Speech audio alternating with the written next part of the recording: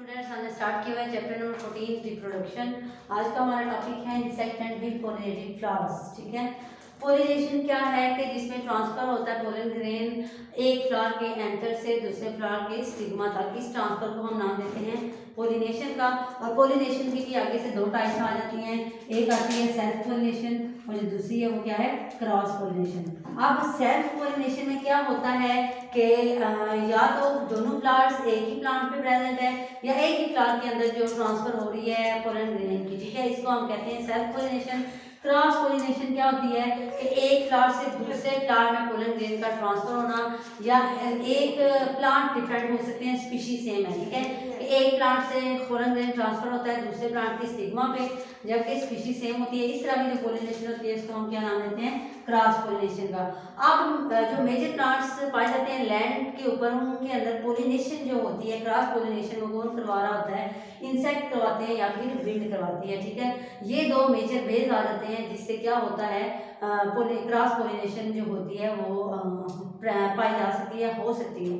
तो अब इसमें देखेंगे इंसेक्ट और विंड जो पोलिनेटेड फ्लावर्स होते हैं उनके अंदर भी डिफरेंट एडाप्टेशन पाई जाती हैं कि वो क्या करते हैं, इंसेक्ट के थ्रू वो क्या करते हैं, अपने ट्रांसफर करते हैं पोलन ग्रेन को, और जो विंड के थ्रू करते हैं वो किस तरह से क्रॉस पोलिनेशन करते हैं। तो सबसे पहले हम देखेंगे विंड पोलिनेटेड फ्लावर्स कि विंड पोलिनेटेड फ्लावर्स जो हैं उनके अंदर कौन कौन सी एडाप्टेशन पाई जाती हैं कि वो पोलिनेशन में, क्रॉस पोलिनेशन में हेल्प करते हैं।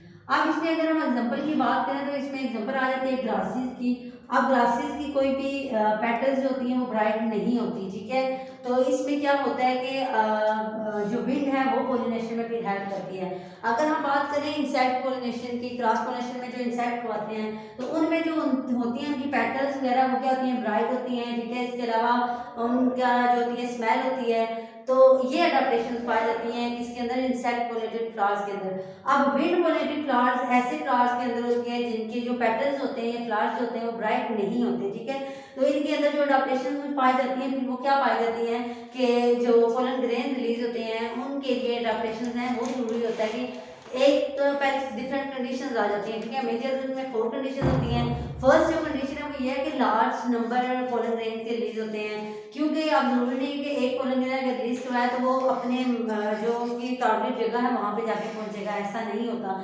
तो लार्ज नंबर में क्या करवाए जाते हैं, पोलन ग्रेन रिलीज करवाए जाते हैं। ठीक है, एक कंडीशन उसकी ये है कि पोलन ग्रेन जो होते हैं वो क्या किए जाते हैं, लार्ज नंबर में रिलीज किए जाते हैं। नंबर 2 पे अगर हम बात करें तो उसमें क्या आ जाता है कि जो पोलन ग्रेन्स हैं वो किस एनवायरनमेंट में रिलीज करवाए जाते हैं, वो वेट इन्वायरमेंट में, ड्राई इन्वायरमेंट में। ठीक है, अब इन्वायरमेंट का ड्राई होना भी जरूरी है, क्यों कि अगर कोई रेन वगैरह है, ठीक है, तो वेट इन्वायरमेंट है तो वो पोलन ग्रेन क्या हो जाते हैं, वॉश आउट हो जाते हैं। तो इस वजह से फिर इन्वायरमेंट का ड्राई होना भी जरूरी है, ये भी उनकी कंडीशन में आता है। नंबर 3 पे अगर हम बात करें तो उसमें क्या कहते हैं कि जो पोलन ग्रेन्स हैं वो क्या होता है, उसके ट्रांसफर के लिए नियरनेस जो प्लांट्स की होती है वो भी एक कंडीशन आ जाती है कि जिस प्लांट पे ट्रांसफर करवाना है उन दोनों के दरमियान डिस्टेंस कितना है। ठीक है, अब डिस्टेंस अगर ज़्यादा होगा तो पोलन ग्रेन जो है वो जब कहीं वे पे है तो वो वेस्ट भी हो सकते हैं। ठीक है, डिस्पर्स आउट भी हो सकते हैं। तो इस वजह से जो तीसरी कंडीशन आ जाती है वो क्या है, नियरनेस, कि वो दोनों जो प्लांट हैं जिनके अंदर पोलिनेशन होनी है, क्रॉस पोलिनेशन, उनका आपस में डिस्टेंस कितना है। तो कौन कौन सी कंडीशन हमने देखी कि पोलन ग्रेन को लार्ज अमाउंट में रिलीज करवाया जाता है। नंबर 4 पे जो कंडीशन आ जाती है वो ये है कि विंड की सर्कुलेशन। अब विंड को सर्कुलेट करवाना भी जरूरी है। अगर हम कहते हैं कि विंड सर्कुलेट नहीं करती तो वो पोलन ग्रेन को ट्रांसफर नहीं कर सकती, एक जगह से दूसरी जगह नहीं लेके जा सकती। तो ये 4 कंडीशन हैं जो जरूरी होती हैं विंड पोलिनेटेड फ्लावर्स के लिए कि वो पोलन ग्रेन को ट्रांसफर कर सकें। नंबर 1 पे क्या हमने देखा कि large number pollen grain release करवाए जाते हैं। नंबर 2 पे क्या है कि ड्राई एनवायरनमेंट है। नंबर 3 पे नियरनेस और विंड सर्कुलेशन है। ठीक है, उसके बाद हमने देखना है क्या, इंसेक्ट पोलिनेटेड फ्लावर्स। ये कौन से फ्लावर्स हमने देखी हैं कि विंड पोलिनेटेड फ्लावर्स, इनमें कौन कौन सी एडाप्टेशन और कौन सी कंडीशंस रिक्वायर होती हैं। उसके बाद आ जाते हैं इंसेक्ट पोलिनेटेड फ्लावर्स। उसमें हमने पहली बात की कि इंसेक्ट पोलिनेटेड फ्लावर्स जो होते हैं उनकी जो पेटल्स होती हैं वो क्या होते हैं, ब्राइटेड पेटल्स होती हैं उनकी। ठीक है, जिसकी वजह से इंसेक्ट्स उनकी तरफ अट्रैक्ट होते हैं। एक तो उनकी जो पेटल्स होती हैं वो कलरफुल होती हैं, ब्राइट होती हैं। ठीक है, कलरफुल पेटल्स की वजह से भी वो अट्रैक्ट होते हैं इंसेक्ट। नंबर 2 पे क्या है कि उनके अंदर जो फ्लूइड पाया जाता है नेक्टर, जिसके लिए इंसेक्ट वगैरह उनकी तरफ अट्रैक्ट होते हैं, वो नेक्टर वहाँ से फीड करते हैं, नेक्टर पे फीड करते हैं, ठीक है। तो यहाँ पे हमने क्या कहा कि ब्राइट उसकी होती है, पेटल्स कलरफुल होती है, जिसकी वजह से इंसेक्ट होते हैं वो अट्रैक्ट होते हैं। और नंबर 2 पे नेक्टर होता है उनके अंदर, ठीक है, जिसकी रूट पे वो फीड करते हैं। अब ये नेक्टर होता क्या है, शुगर्स होती हैं, ठीक है एक्चुअली। अब यहाँ पे क्या होता है, ग्लूकोज शुगर वगैरह होती है।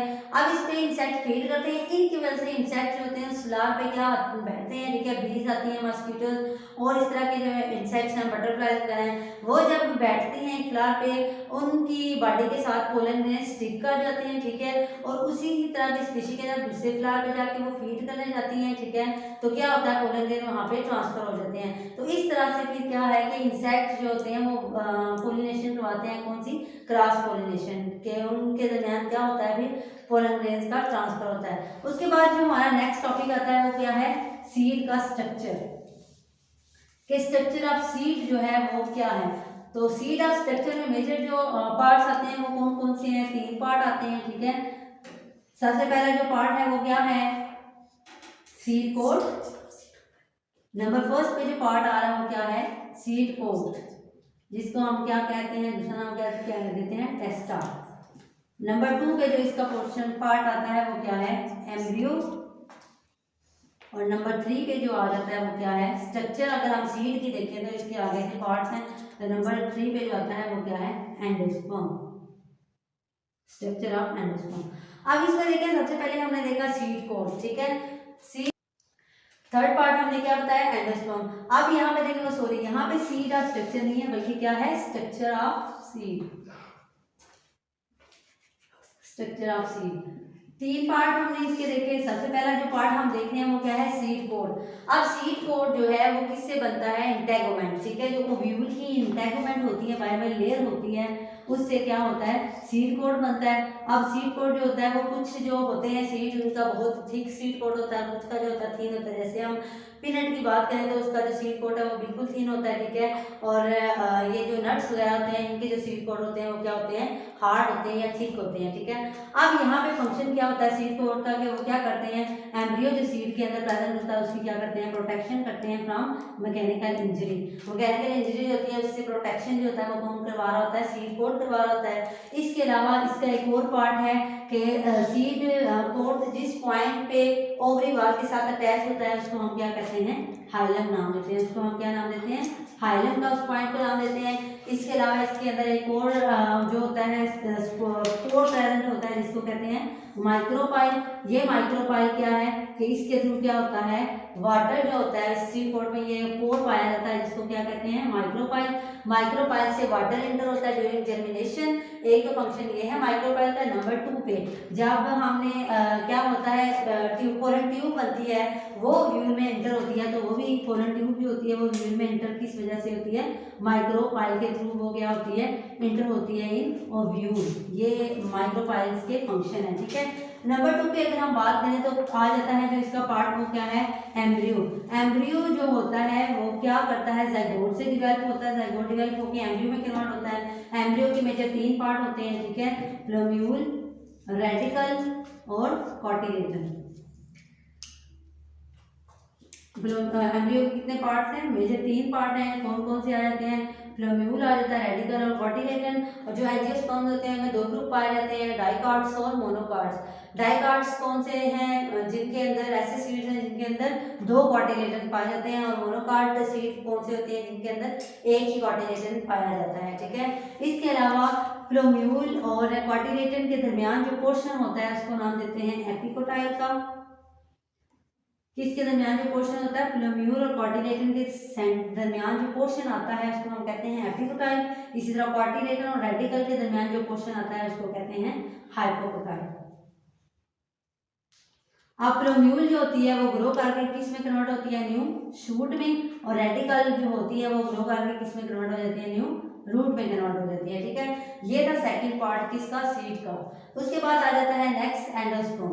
एंडोस्पर्म क्या है कि डबल फर्टिलाइजेशन के नतीजे में जब एक स्पर्म जो है वो एग को फर्टिलाइज करता है और क्या बना देता है, जाइगोट बना देता है, और दूसरा जो होता है स्पर्म वो फ्यूजन न्यूक्लियस जो कि ओव्यूल के अंदर प्रेजेंट होता है, ठीक है। जब उसको फर्टिलाइज करता है तो क्या बनाता है, एंडोस्पर्म न्यूक्लियस बनाता है। ये एंडोस्पर्म न्यूक्लियस जो है वो कन्वर्ट हो जाता है किसमें, एंडोस्पर्म टिश्यू में, जो कि एम्ब्रियो को न्यूट्रिएंट प्रोवाइड करते हैं। डाइकॉट के अंदर जो होता है एंडोस्पर्म वो क्या होता है, एब्सेंट होता है, जबकि मोनोकार्ड में एंडोस्पर्म प्रेजेंट है। अब डाइकार्ड में वो एब्सेंट किस तरह से है कि जब फ्लैशी कॉटिलेडन बनता है तो वो एंडोस्पर्म उसी के अंदर कन्वर्ट हो जाता है, ठीक है। जबकि मोनोकार्ड के अंदर एंडोस्पर्म प्रेजेंट होता है और ये क्या करता है, एम्ब्रियो जो होता है उसको क्या करता है, न्यूट्रिएंट्स प्रोवाइड करता है। ये हमने देखा है कि इसका स्ट्रक्चर सीड का, कि उसके मेजर कौन कौन से पार्ट हैं और किस तरह से फंक्शन